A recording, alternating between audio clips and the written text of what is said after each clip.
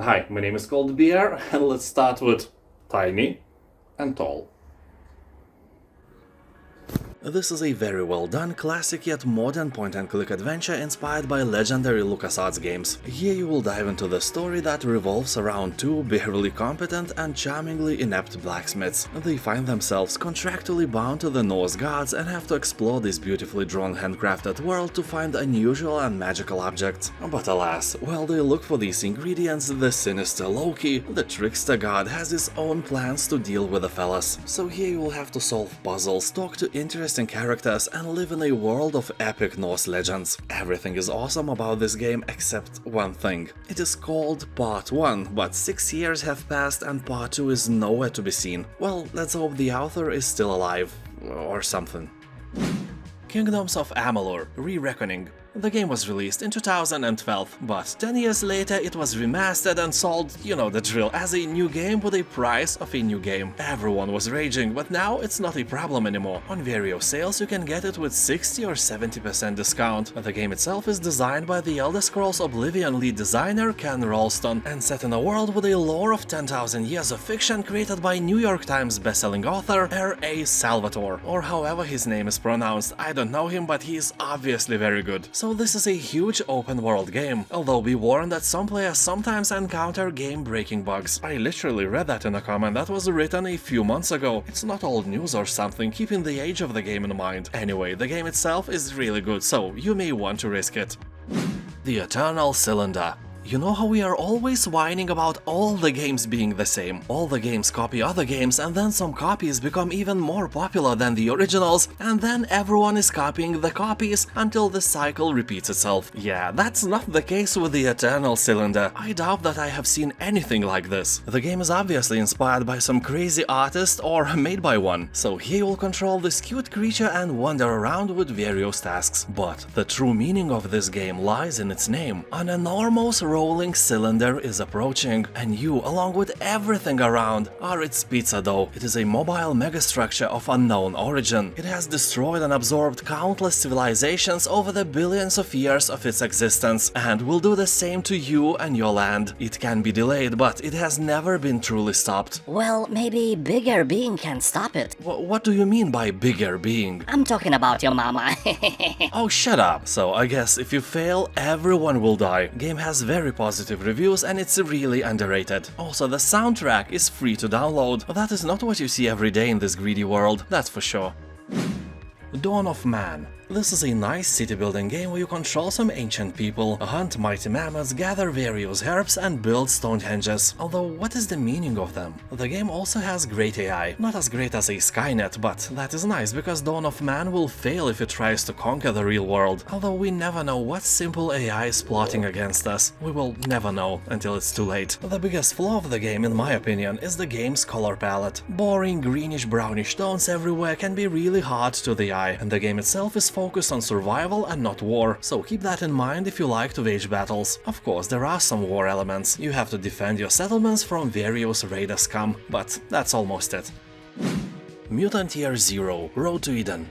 This is a tactical game that combines the turn-based combat of XCOM with real-time stealth and exploration of post-human world reclaimed by nature. And mutants. And by saying mutants, I don't mean human mutants. Those are all gone. Now smart animals rule the world. Define smart. Well, you got me here. They are not always smart. They sometimes do stupid decisions because, you know, you are controlling them. Oh my god, how dare you? Shh, it's a joke. So although animals can't speak here, it's definitely not a Disney kind of world. It's brutal and cruel, and survival of the fittest is in progress. Here you must venture out of the city to explore the zone where one day you might find the Eden of legends, the ancients' heaven in the middle of hell. I guess with mountains of potato salad and rivers of cold beer. Maybe you will find your answers there. Then again, maybe not. Game has really beautiful graphics, great humor, and an interesting story. Also very positive reviews on Steam. Dishonored: Death of the Outsider.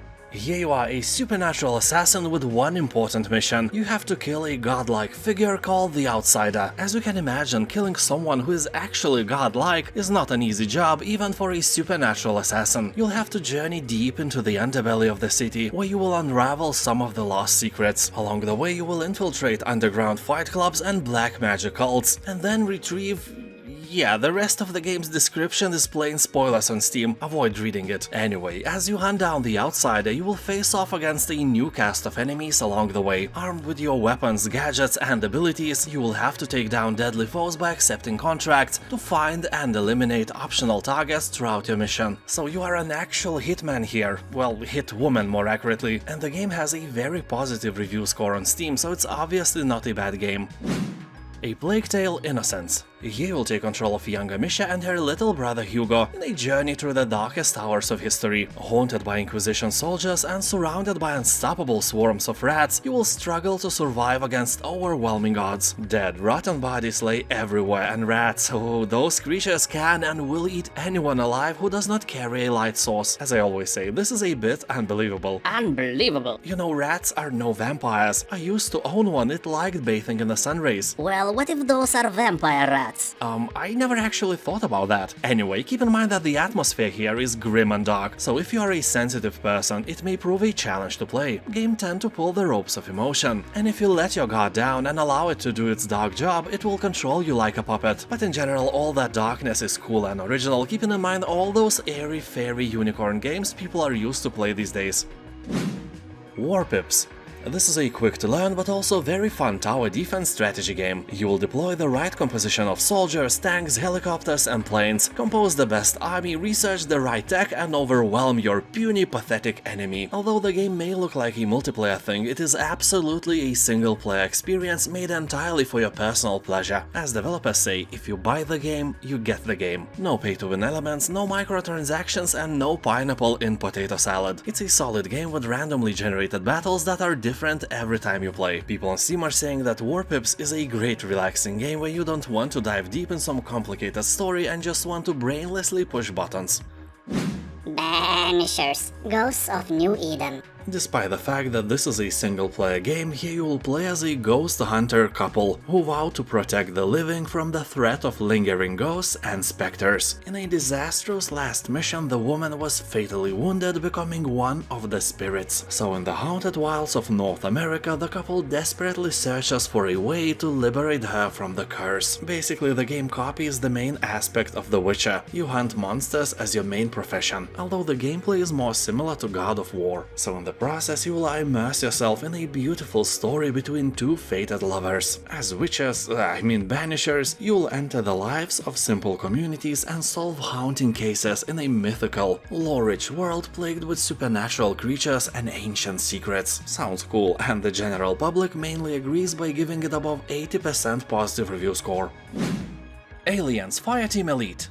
Have you ever wanted to be a protagonist in the Alien movie? Well, I doubt that, I really do. And if yes, what is wrong with you? Anyway, here, after so many fear-infused hours in alien isolation, you can finally get some revenge on these terrifying creatures. You will kill hundreds of them, so it's nothing like the movies. Although it's really fun to play if you have a friend or two. You can play in single player as well, but I assure you that if you want full experience, you will have to find some friends. I know that may be mission impossible, but you can try anyway. You don't need real friends, all you need is some Discord channel with the same-minded people. So here you'll be exploring some friendly planet filled with friendly fauna and live in harmony all together. Except you don't. This game is a carnage where you will have to battle through hordes of different types of xenomorph, customize your character and gear, and level up as you try to contain this ever-growing threat. I especially like the diversity of enemies in this game. They really took their time to create some nasty monsters. The game itself is basically Left 4 Dead just with aliens. I think it's great, and 81% of Steam reviews are also positive. DREDGE. DREDGE is not just a fishing game, it's a fishing game with a twist. After dark it becomes a Lovecraftian fishing game. The world around you is teeming with creatures from the void, and when the night sets in, our worlds collide and cosmic horrors enter our realm. Not as scary as your ex-mother-in-law, but still terrifying things. So ideally you want to return to a harbor before the night sets in, so you won't become a dinner for some malevolent demigod of the depths. You can also dock in some safe location and sleep during the night. Of course, course, it is easier said than done, because the game uses a very cool time management mechanic. If you do nothing, time doesn't move. Like for real, if you just swing on the waves and admire the horizon, you can stay like this forever. But when you start sailing, the timer starts ticking, and at 6 PM Lovecraftian madness starts to settle in. This is a wonderful and honestly kinda relaxing game. Well, except when you go into mangroves. Oh, it's not relaxing at all. Anyway, the game is absolutely 10 cold beers out of 10. A must play. Golf Club Nostalgia. Here the rich fled to Mars, but sometimes they venture back to a desolate Earth for a round of golf. Each hole in the wasteland offers its own little story and possible puzzle to sink the perfect shot. You will play through destroyed brutalist monuments, crumbling shopping malls, and abandoned museums with neon signs. The game has a great soundtrack as well as personal stories broadcasted on Radio Nostalgia from Mars. The station caters to citizens of Mars as they dial in to share their memories of Earth. A smooth-voiced radio DJ keeps the show flowing with updates and announcements, hinting at a not-so-glamorous life on Mars. This is a unique and beautiful game really worthy of your attention. Red Dead Redemption 2.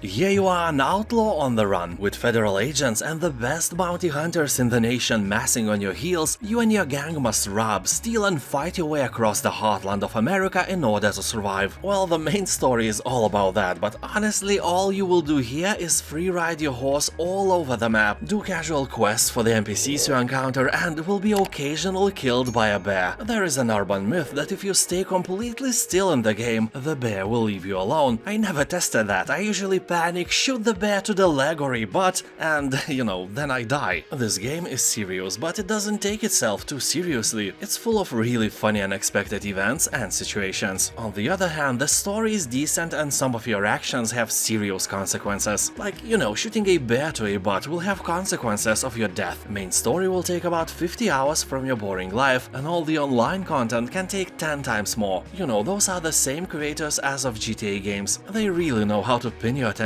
for a long time, so be sure you have it. Outcast: Second Contact. This is the complete remake of the old-school title, which sparked the open-world action-adventure genre. He will take the role of elite soldier and explore the planet Adelpha with complete freedom. As you journey in this world where magic and science mix, you will discover exotic cities, face fierce enemies, and attempt to learn the secrets of an advanced civilization. Very positive reviews and more than affordable price are the key factors why you should try this game, but keep in mind that everything, from the controls to UI and even fighting, is a bit different from other games you may have used to play. All in all, this is a remake of a game that is almost 25 years old by now.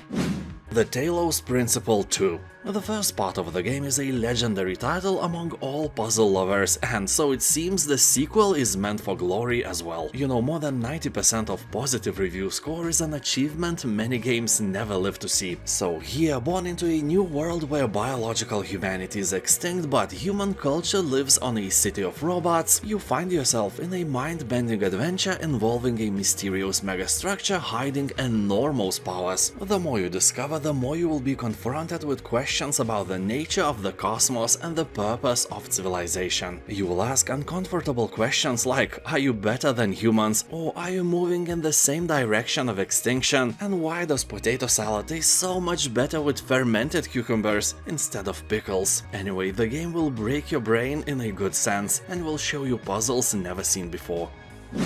SCARLET NEXUS. So here in the far distant anime future, a psionic hormone was discovered in the human brain, granting people extrasensory powers, and that changed the world as we knew it. As humanity entered this new era, deranged mutants known as Others began to descend from the sky with a hunger for human brains. Highly resistant to conventional attack methods, extreme measures needed to be taken to battle the overwhelming threat and preserve humanity. Those with acute extrasensory abilities known as psionics were our only chance to fight the danger from above. So I guess it is you and your anime heroes named Yuito and Kasani. You will have to complete both of their anime stories to unlock all the anime mysteries of a brainpunk future caught between technology and psychic abilities. Reviews are very positive, although people are saying that the game is quite generic and may not inspire you in any way. Prey. The game has a really cool story that has you playing as a scientist exploring a place infested by an alien life form. Yeah, I bet you heard that somewhere. If you dozen, 100 million times. Despite that, aliens are really nice here. Well, by saying nice, I mean that they are the opposite of nice. You wouldn't want to chat with them about video games or best beer kinds in the universe or, you know, the best recipe for potato salad. No, they are terrifying creatures. Although, as I always say, not as terrifying as people who put pineapple in potato salad. Those are the worst. Just imagine this space station filled with them. Prey is a thriller, but that tiny change would make it one of the scariest horror games ever. So anyway, Prey gives you a variety of weapons to use along with superpowers like telepathy or the ability to trick enemies by turning yourself into everyday items. Yeah, it may sound like nonsense, but it's not. You can truly acquire alien abilities and use them by stopping time or turning yourself into a bottle of beer, and then you can roll around like crazy. Not suspicious at all. Well, this ability of turning yourself into a stuff could probably spice up the love life of you and your wife or imaginary girlfriend. I don't judge. But first you have to defeat the space evil and escape from the space station alive. And with all the parts intact needed for, you know, spiciness. Dishonored 2. The story of the second game is set 15 years after the events of the first one. Here, another worldly usurper has seized the Emperor's throne, leaving the fate of the Isles hanging in the balance. He will travel beyond the legendary streets of the once dazzling coastal city, track down the enemies and take back what's rightfully yours. You will be able to play as Emily or Corvo and bring their own perspectives and emotional responses to the world and story. Each character has their own set of powers, gadgets and uniquely tuned weapons, and only you will decide whether you fight your way through the city streets or sneak across the rooftops. And of course, which enemies you decide to slay or to spare. People are saying that if you play the first part, this will feel like a reboot with more stuff. That is not a bad thing, keeping in mind that the first part was a masterpiece, and the review score is around 90%. Empyrion Galactic Survival. This is an open-world space sandbox survival adventure. Here you'll build powerful ships, mighty space stations and vast planetary settlements. Follow your greed and explore, conquer or exploit a variety of different planets and discover strangest mysteries. You will have to fight alien, human and other biological hazards and survive in a hostile galaxy full of hidden dangers. You can play as a lonely potato or team up with your friends, build new friendships, create alliances or make war to conquer the solar system. The title combines elements from space simulations, construction games, survival games and various shooters. About 80% of the reviews on Steam are positive. People say that the gameplay is way better than it looks, and that is always a good sign, although many players are bashing the difficulty level of the game. Some enemies are overpowered and also the learning curve is pretty steep. Plague Tale Requiem. After escaping your devastated homeland, you will travel far south to new regions and various forsaken cities. There you attempt to start a new life and control Hugo's curse. Yeah, the kid is cursed, but you, instead of dropping him into the ocean and forgetting which ocean it was, you travel with him. You know, no Hugo, no problems, but you chose problems. So everything that happens from now on is basically your fault. So when Hugo's powers reawaken, oh surprise, surprise, death and destruction return in a flood of devouring rats you probably all know from the first part of this beautiful game. Forced to flee once more, you place your hopes in a prophesized island that may hold the key to saving Hugo. The game will let you know the price of saving those you love in a desperate struggle for survival, and you ain't gonna like it. You will strike from the shadows or unleash hell, overcoming foes and challenges with a variety of weapons, tools and unearthly powers. People on Steam are talking that this game will make you cry, mostly because of the story, but a tear or two will also drop when you realize that the game is super slow and your movement speed is even slower. Despite that, Plague Tale Requiem has about 90% of positive reviews, and if you like story-rich adventure games, it's a must-play sooner or later. The Invincible. The Invincible was written by Polish writer Stanisław Lem, the author of the very well-known Solaris. In general, I think that The Invincible should have been a movie, but I will take a game as well. So the plot of the book, I will try to tell you without spoilers, is revolving around an expedition who has landed on a distant desert planet, much like a Mars, but an itsy-bitsy teeny-weeny more alive one. And then bad things start to happen. Duh. All I can say that this plot is not a usual one where you land on some creepy rock and then some monsters start snatching your crew one by one. It's not like that. If you remember Solaris, you can realize that Stanisław Lem tried to avoid cliches and think of something more intriguing. So I can promise you that The Invincible is not a cliche story. It is really good, less psychological if you compare it to Solaris and more action-oriented. Also, if you played Firewatch, you will see where they took the inspiration from. Aliens Dark Descent. In this tactical real-time strategy, you will command a squad of hardened colonial marines to stop a terrifying xenomorph outbreak on a distant, unwelcoming planet. You will lead your soldiers in real-time combat against iconic xenomorphs, rogue operatives from devious Wayland Yutani Corporation, and a host of horrifying creatures new to the Alien franchise. So here you are, the commander, and soldiers are your weapon. With their help, you will infiltrate large open levels and annihilate enemies with your squad. Tread carefully, as your foes will adapt their tactics to your actions. Monsters will be hunting you down, and the death here is permanent. You know, like the hunger of your cat, or the noises your neighbors make. So if you have a handsome soldier you don't want to lose, you might want to put it behind the others. Although be warned that the aliens can ambush you from behind as well. Dark Descent is an original story filled with iconic xenomorph creatures, ranging from facehuggers to Praetorians, alien queens, and many more. Dark Descent has around 90% of positive reviews, and people on Steam are saying that this is the perfect game for Alien Universe fans, and after the isolation, it's probably the best game about xenomorphs.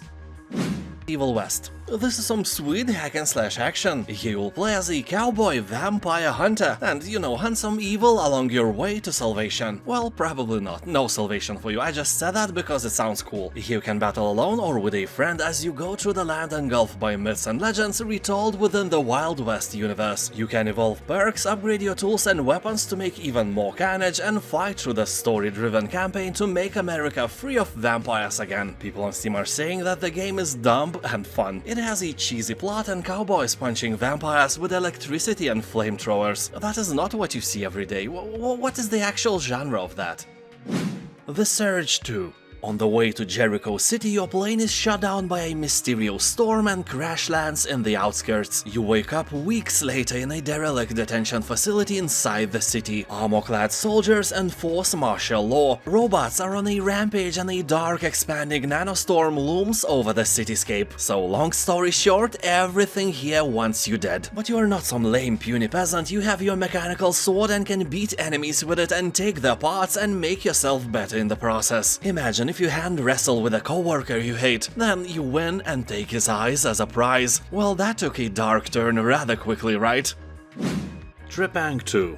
He will take on the shoes of an escaped soldier who has no memories of his past life but is infused with supernatural abilities. All you want is revenge for something, you know, and you'll stop at nothing. You will deliver devastating punches, sneak around in the shadows, wield powerful weapons, and give the bad guys a taste of their own medicine. Or a taste of pineapple in the potato salad, which is way worse and should be banned by Convention of Geneva or something. So anyway, as you can already tell, the game has strong horror vibes and has visuals and atmosphere similar to legendary Fear games. Here you'll find 6 difficulty levels, so even if it looks hard to crack, on easy it is quite easy. Game has above 90% of positive reviews on Steam, and you can play the free demo version as well.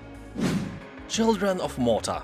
This is an action RPG with a roguelite approach to character development where you don't play a single character, but a whole family of heroes. You will hack and slash through hordes of enemies in procedurally generated dungeons, caves and lands and lead the family with all their flaws and virtues against the forthcoming corruption. Although I must warn you that this game is not for everyone. For example, I don't like stories about cute cozy families, about love and similar drama. This kind of genre mixing is weird. I actually have no idea who is the target audience of this game. Well, you might like it after all. About 90% of reviews are positive, so it may be your spoon of potato salad. And I would give it 5 warm milks out of 10. So this is the rare occasion where my score and public score is not even close. The Forgotten City. This game, as a lot of gamers point out, is a Groundhog Day in an ancient city. The mechanic here is simple. Everyone around you is dying for unknown reasons and you have to stop it. If you fail, and you will fail more than once, you can just go to the portal and restart the day over and over again until you solve the problem of dying so nobody dies anymore. If you think about it, this is a roguelite game, just story-based instead of combat. And it's really one of the best adventure games there is. I'm not gonna lie, if you go to Steam you will see the overwhelmingly positive review score. Also, fun fact, this game started as a Skyrim mod a long time ago and it was so well received it became a separate kick-ass game.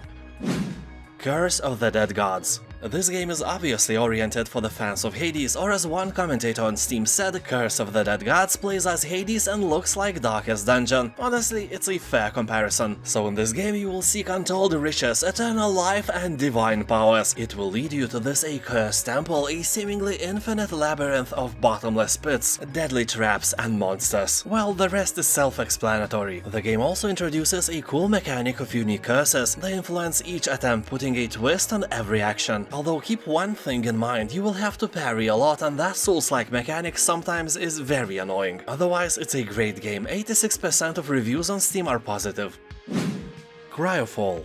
This is a sci-fi colony simulation survival game set on a forgotten planet in a distant future. You will join the world together with other survivors to rebuild your civilization from scratch. Start with primitive technology and simple tools, and use them to progress towards modern industrial might and even beyond, eventually reaching space-age technology only seen in science fiction. So it's a science fiction game where you seek to achieve some science fiction. CryoFall can be played either as a relaxed player versus environment experience with no competition, or as a brutal and unforgiving PvP. Make your choice and join one of the many available servers with different game modes, or host your own and invite your friends to join you. However, it's important to keep in mind that CryoFall is not for the faint of heart. The unforgiving environment can be brutal, and you might find yourself in situations where even a tardigrade would be jealous of your survival skills. Moons of Madness. This is a first-person, story-driven cosmic horror game. Here the scientific exploration of Mars meets the supernatural dread of Lovecraft. The story begins when the mysterious signal has been recorded coming from the Red Planet. Corporate scientists decided that it is of intelligent origins and started to build an outpost on Mars to investigate the nature of the message. And you are one of the maintenance workers on that station without any idea why it is being built. Well, the rest is kinda self-explanatory. Brown substance hits the fan and you will have to solve the thing absolutely alone. Don't expect it to be a flawless game, it is not. It looks way better than it plays. But for this price, it's definitely a good choice if you like slow-burning Lovecraftian horror titles. Slay the Spire. More than 100,000 players are recommending this game for you, and so do I. Slay the Spire is a fuse of card games and roguelike titles. Here you can craft a unique deck, encounter bizarre creatures, and discover relics of immense power while trying to climb up the ladder. Game features a dynamic deck building, so assemble your deck wisely. Discover hundreds of cards to add to your deck with each attempt at climbing the spire. Select cards that work together to efficiently dispatch foes and reach the top. People on Steam are talking that Slay the Spire is really addictive, and yeah, I'm seeing a lot of hours played in the comment section. 200 is quite a casual number here, so another game that will keep your virginity safe and sound for a long time. And now thank you for watching, have a nice day, and I'll see you next time. Bye. Also, subscribe.